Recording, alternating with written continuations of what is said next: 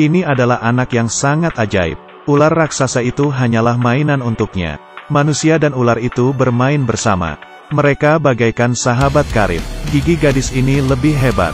Dia menggigit meja sambil bermain ayunan. Saat lapar dia bisa menggigit ranting pohon sebagai camilan. Dan dia masih ada kakak yang jenius. Semua sampah yang tidak berguna. Dia dapat mengubah menjadi berbagai alat. Abangnya juga hebat. Dia memiliki bakat yang tak terlupakan.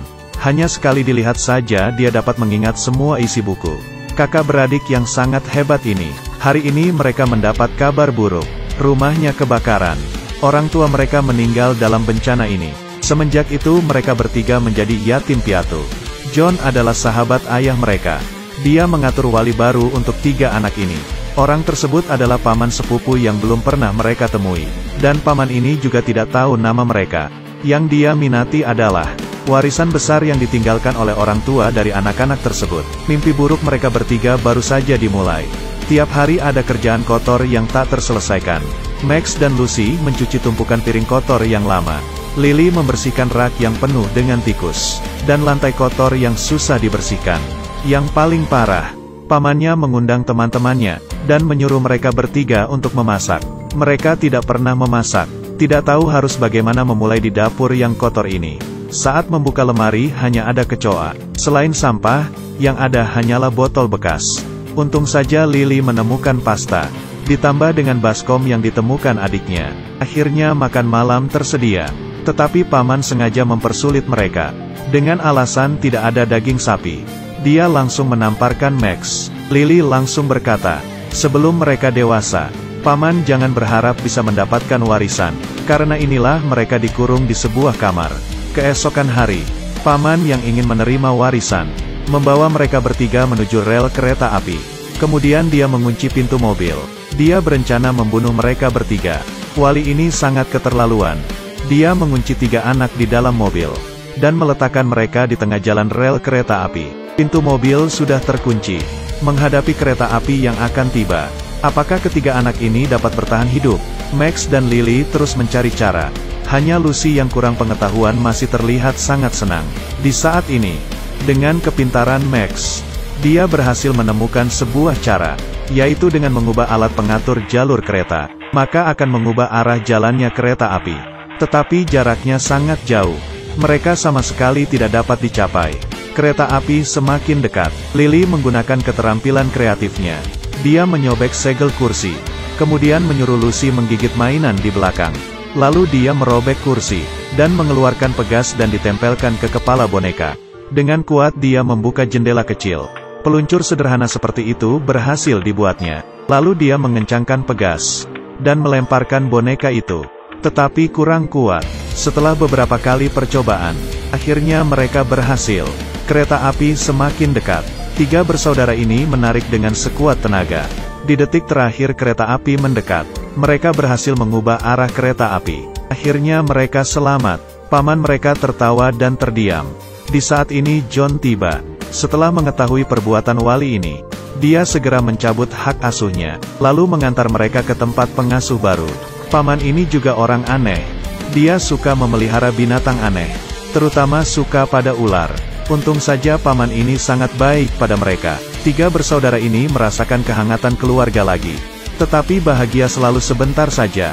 Malam itu paman dibunuh. Mereka bertiga harus dipaksa pergi lagi. Pengasuh ketiga adalah Bibi Melly. Karakternya juga aneh. Dia tinggal di villa dengan pemandangan laut yang nyata. Meskipun pemandangannya bagus, tetapi juga sangat bahaya. Meskipun tahu Bibi Melly juga tidak bisa pindah, karena dia memiliki fobia terhadap agen.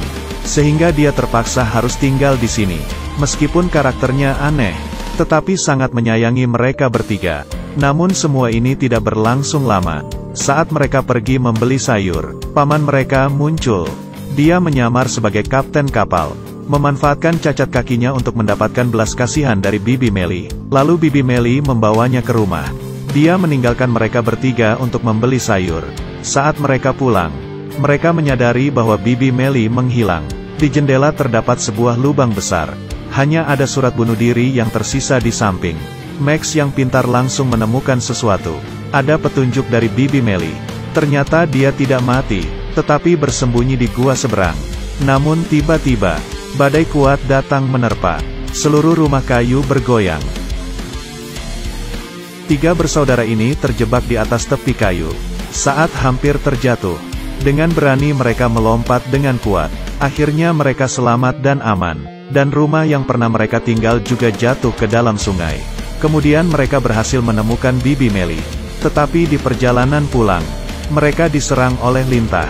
Di saat ini juga paman jahat ini muncul lagi. Dia menolong mereka bertiga, tetapi membiarkan Bibi Meli di tengah lautan bebas. Di saat ini John tiba. Paman yang licik berbohong bahwa dialah yang menolong mereka bertiga. Akhirnya mendapatkan hak asuhnya kembali lagi. Tetapi John memberitahunya, sekarang tidak dapat membagikan warisan, kecuali ada hubungan keluarga ataupun suami istri. Mendengar hal ini sang paman punya niat buruk. Dia mengurung Lucy ke dalam sangkar, kemudian mengantungnya di atas. Dengan cara ini dia mengancam Lily untuk menikah dengannya. Jika tidak setuju maka akan menekan tombol, dan membiarkan adiknya jatuh dari ketinggian. Dengan terpaksa Lily menyetujuinya. Di sisi lain, Max sedang mencari cara. Dia naik ke atas secara diam-diam. Kemudian dia menarik sangkar ke dalam rumah. Lily juga melihat sangkar adiknya sedang masuk perlahan. Dia mengerti harus menunda waktu. Jadi saat akad nikah ditandatangani, dengan pelan-pelan dia menulisnya. Di sisi lain, di atas Max menemukan sebuah rahasia besar. Dia melihat kaca besar. Sebuah cahaya menyinari dari atas.